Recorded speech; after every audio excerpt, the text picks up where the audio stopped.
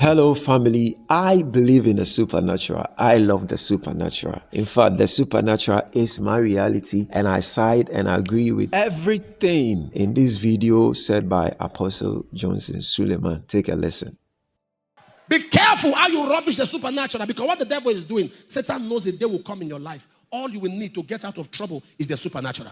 So it will first make you rubbish it, and what you disrespect, you can't attract. Anytime you rubbish the act of God, it does not stop the act of God. It stops the act of God in your own life. It doesn't stop the act of God from happening. Abuse miracles from now till next year. People are still getting miracles. But you will not get miracles.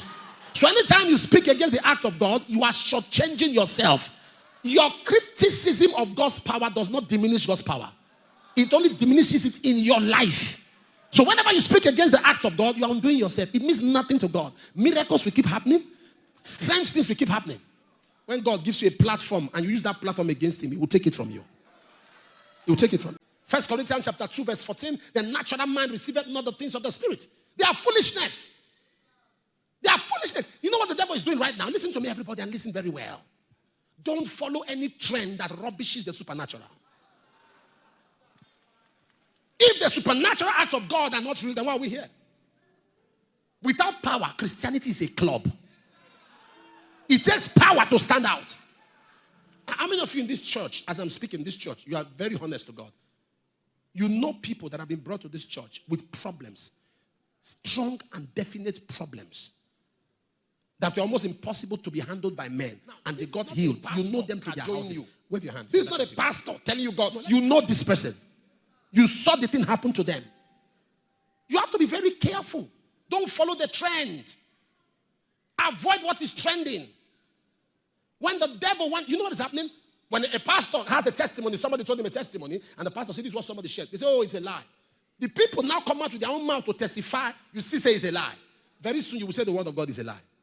That's where we're going. Because the Bible is a book of supernatural. How do you explain Daniel spending the night with hungry lions? It wasn't a movie. Jesus walked on the water. It wasn't a movie. He took 5 loaves of bread and fed 5,000 men. It wasn't a movie. Somebody touched the hem of his garment and became healed. That was not a movie. Moses stretched his rod and the sea parted. That was not a movie. Jesus took water and commanded it to turn to wine. That was not a movie. Joshua commanded the sun to stand still, and the sun stood still. That was not a movie. A wise man who became great, I asked him a question.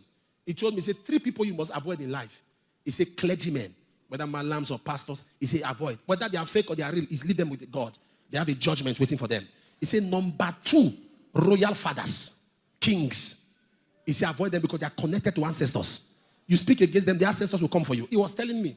He said, number 3, which is very careful, orphans. He said, you see, orphans, God is their father. Avoid them. He told me, say, if you are smart, you avoid these 3 categories of people, you will go far in life.